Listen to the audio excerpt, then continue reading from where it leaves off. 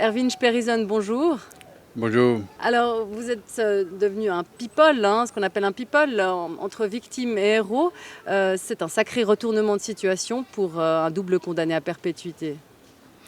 Oui, il y a une dualité entre le sentiment d'accueil que j'ai reçu de la population avec tous ces cas, mais en même temps, c'est pas très heureux de venir ça pour une injustice comme ça qui m'est arrivé.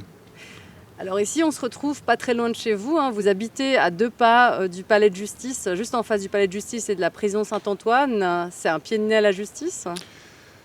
Oui, ma famille a trouvé ce petit appartement, c'est un trépied, on s'est très serré avec la famille là.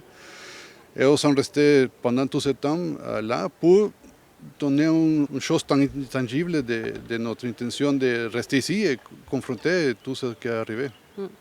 Alors c'est une liberté très réduite. Vous portez d'ailleurs le fameux bracelet qui est censé vous empêcher de vous évader. Est-ce que vous avez eu la tentation de partir, de fuir, de quitter la Suisse? C'est une bonne question. Si j'ai l'idée d'évader, c'est parce que ça c'est une démonstration de ma culpabilité. Et c'est totalement le contraire que ce que j'ai besoin de faire. J'ai besoin de montrer mon innocence. Je clame toujours mon innocence, mais aussi, comme un ancien chef de police, je sais bien qu'une vie à la fuite, ce n'est pas une vie. C'est tous les jours, vous devez regarder à votre dos, toujours avec la préoccupation de que vous êtes arrêté, ce n'est pas une vie. Est-ce que vous pourriez retourner aujourd'hui au Guatemala? Oui, je suis sorti au Guatemala sans aucune procédure judiciaire contre moi. Alors pourquoi étiez-vous parti? Pour la sécurité de ma famille, ils sont déjà ici. Avant que je quitte mon poste au Guatemala, ils sont déjà habités ici. Ils ont essayé de tuer ma femme, de kidnapper mon enfant. Ça c'est pourquoi ils sont venus ici, à la terre de mes ancêtres, de mon père, vous de êtes mon grand-père. binational, aussi également Oui, suisse et guatémaltèque. Oui. Mon père a fait son armée ici. Il a travaillé pour la police à Lucerne aussi, quand il est jeune. Votre père a travaillé pour la police oui, à Lucerne? Oui, quand il est jeune. Tous mes ancêtres sont ici. Vous avez toujours l'idée que vous avez un refuge, une identification. Je n'ai jamais pensé que venir ici, ça est devenu mon prison. Qu'il y avait des contrats sur votre tête? Oui, j'ai survécu des attentats avec des grenades à mon bureau, des balles à mon voiture, des sabotages à mon hélicoptère. Vous aviez un hélicoptère? Dans la police, oui. Et là, tout ça, c'est public, la quantité de fois qu'ils ont essayé de m'éliminer pour que j'arrête mon activité comme chef de la police. Et la justice guatémaltèque, elle avait lancé un mandat d'arrêt aussi contre vous. Oui. Donc si vous alliez aujourd'hui au Guatemala, vous risqueriez de finir aussi en prison? Non, je pense que non. Je pense qu'il ne va faire une chose comme ça parce que tous les cas, ça tombait partout. Oui, votre ex-chef et votre ex-collaborateur qui avaient été aussi poursuivis en Autriche et en Espagne, effectivement, et au Guatemala ont été acquittés. Acquittés, oui. Donc le 28 novembre prochain va commencer votre procès, votre nouveau procès, votre 3e procès. Qu'est-ce que vous espérez justement de l'issue de ce procès? Mon innocence. L'acquittement donc. L'acquittement, oui. Mais sincèrement, vous espérez l'acquittement 2 fois, vous avez été condamné à vie. La 2e fois, la justice a même aggravé encore les chefs d'accusation contre vous. Est-ce que vous pensez vraiment que la justice genevoise va revenir en arrière, va se contredire cette fois? Si ça continue comme ça,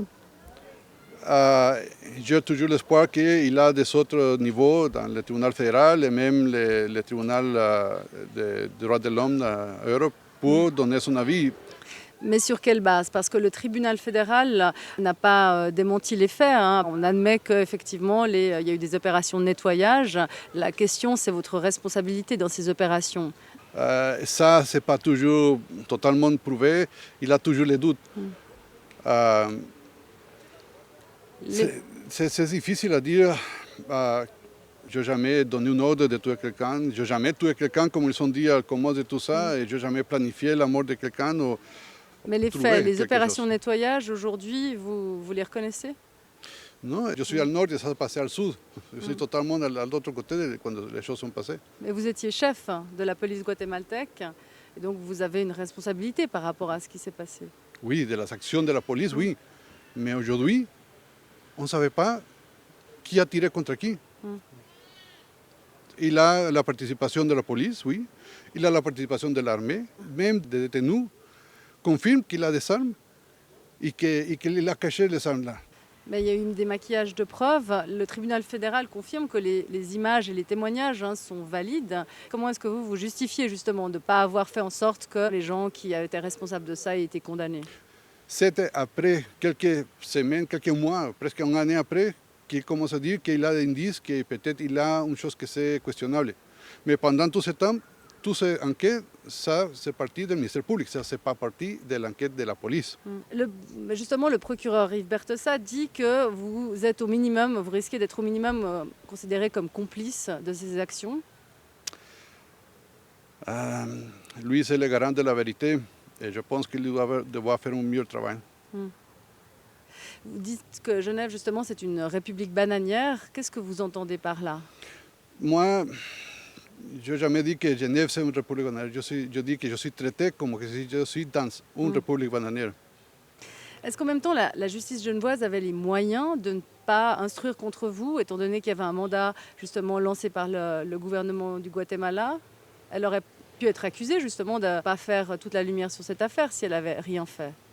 Le problème, c'est qu'ils n'ont jamais mis un pied sur les places, sur Guatemala, ou ils n'ont pas jamais envoyé quelqu'un à faire une confrontation, une vérification si tous les documents, de toute l'information qui sont reçus ici, il a une base. Mais l'enquête en partie, elle a été faite justement au Guatemala par la commission internationale contre l'impunité au Guatemala, la CICIG, qui est une commission onusienne. Donc on peut partir du principe qu'elle a un certain poids, une certaine légitimité, non? Ils ont pris des positions politiques, ils ont commencé à faire la politique dans le pays et ça a corrompu ou dévié l'intention originale de la CICIG. Et aujourd'hui, si vous regardez ce qui passe aujourd'hui au Guatemala, il y a déjà 3 commissionnaires qui sont enlevés et aujourd'hui le 3e s'est caché dans le pays. C'est une chose qui n'a pas donné de bons résultats. Vous devez comprendre que Guatemala c'est un milieu del narcotrafic qui vient de l'Amérique du Sud à l'Amérique du Nord et l'argent qui va de l'Amérique du Nord à l'Amérique du Sud. Et ça, le niveau de violence et de criminalité que ça produit, c'est une chose qui, ici à la Suisse, c'est difficile de visualiser, de comprendre. Vous dites la criminalité est telle que ça change aussi la façon dont on a de la traiter. Si vous regardez, chaque pays il a de différentes situations et vous devez être concordant avec la réponse qu'il a avec la situation que vous avez. Ici, à Genève, il a une moyenne entre 6 à 8 personnes mortes par année. Là-bas, il a 5 000 personnes par année. Donc ça justifie des moyens plus importants. Vous devez mettre les choses à la circonstance du moment et de l'endroit. Est-ce que vous avez l'impression que la population genevoise, y compris, a peu de sympathie justement pour les personnes qui ont été exécutées parce que c'était des narcotrafiquants?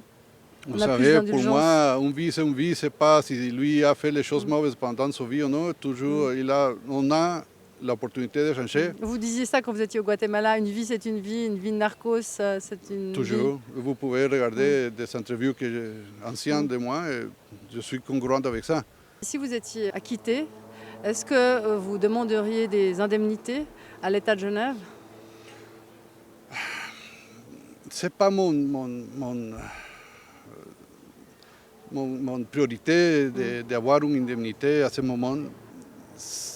À ce moment, je pense que ce n'est pas un bon message pour ma famille que mon intérêt c'est une indemnité et c'est pas eux. Bon, il y a des grands précédents, hein. C'est vrai qu'on pense pour les grands procès genevois évidemment à la BCGE où justement les ex-dirigeants, l'État a été condamné à leur verser près d'1 million de francs. C'est le cas aussi dans le procès Mikhailov. On sait qu'à chaque fois que la justice genevoise perd, est déboutée, elle doit payer très cher. Ça sera votre cas Très cher, aussi. c'est comparé avec quoi? Si vous voulez comparer avec des autres pays, c'est Bon, 1 million c'est quand même assez cher, non? Est-ce qu'un million, ça se coûte la liberté? Pas vraiment. Plus?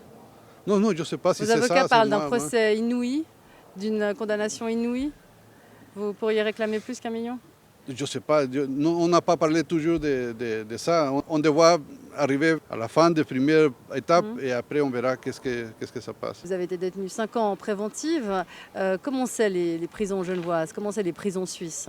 Vous qui avez bien connu les prisons guatémaltèques. Oui, je connais.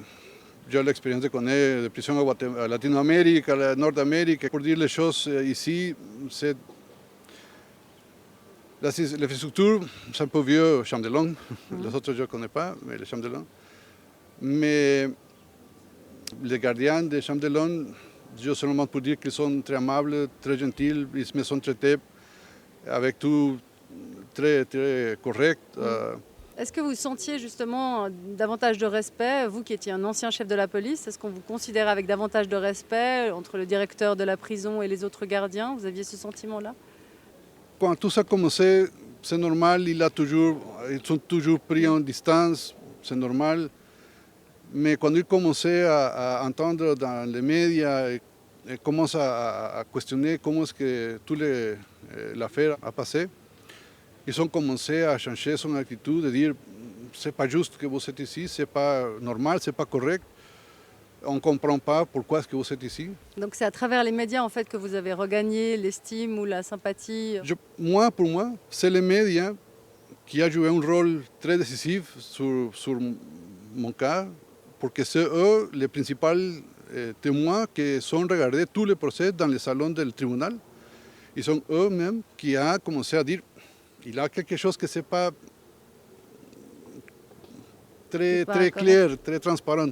Est-ce que vous avez l'impression justement que maintenant les gens, la population, écoute davantage les médias, qu'elle est sensible au travail de la justice en vous concernant? C'est difficile pour moi de dire que j'ai un regard sur ça à ce moment, oui, c'est un peu difficile pour moi. On a l'image de vous, hein, spectaculaire, on vous appelait le viking en noir. Moi-même, je ne serais pas allé vous chercher des poux. Ici, pendant le jugement, ils me sont accusés que pourquoi est-ce que je suis habillé avec l'uniforme de la police, pourquoi est-ce que je suis avec mon pistolet, mon fusil. Ici, la chef de la police, il n'a jamais utilisé... Non, elle n'est pas en noir, en tenue de combat. Oui, mais c'est le protocole de la police, c'est l'uniforme de la police, et je suis avec toutes les choses correspondantes avec mon poste comme chef. Ici, c'est différent. D'ailleurs, vous avez changé de look, hein. Vous avez l'air beaucoup moins effrayant. Oui, beaucoup de personnes me sont demandé pourquoi la barbe. Je dis,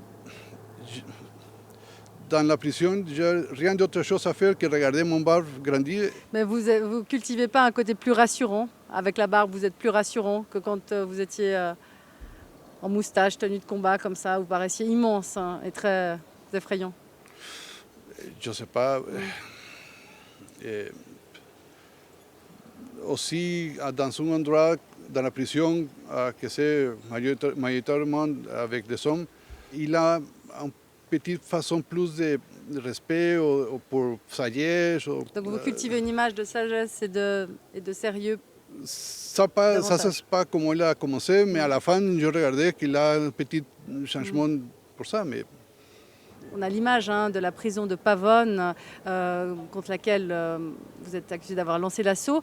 Cette prison qui était un espèce d'État dans l'État, où les narcos avaient même des maisons, des jacuzzi.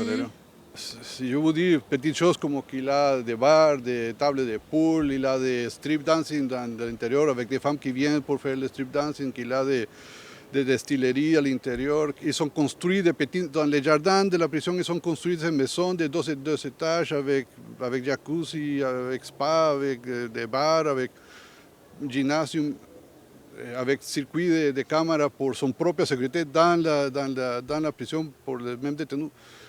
Seulement pour donner une petite description, vous pouvez imaginer tout le reste. J'imagine qu'à Chandelon, il n'y a pas autant de relâchement, mais est-ce que vous avez assisté à des trafics à l'intérieur de la prison? Comme je suis en isolement... Vous étiez en isolement. Vous n'aviez aucun contact avec les autres détenus? Bonjour. C'est fini. Quelques détenus qui sont comme ça. Et c'est fini. Qui ont fait des gestes pour vous menacer de vous tuer, mais pourquoi? Parce que je pense qu'ils savent qui je suis. Parce que vous passiez pour le tueur de narcotrafiquants, c'est pour ça que vous aviez cette image-là? Je ne sais pas si c'est pour les accusations ou seulement pour les choses que je suis un ancien chef de police. Ça, c'est suffisant, je pense. Et si vous deviez malgré tout y retourner en prison pour 5 ou 10 ans? Si je devais retourner, je reprends mon routine, que ça m'aide à survivre chaque jour dans la prison. Vous comptez les heures, pas les jours. Je vous remercie, Erwin Sperrizon. Merci à vous.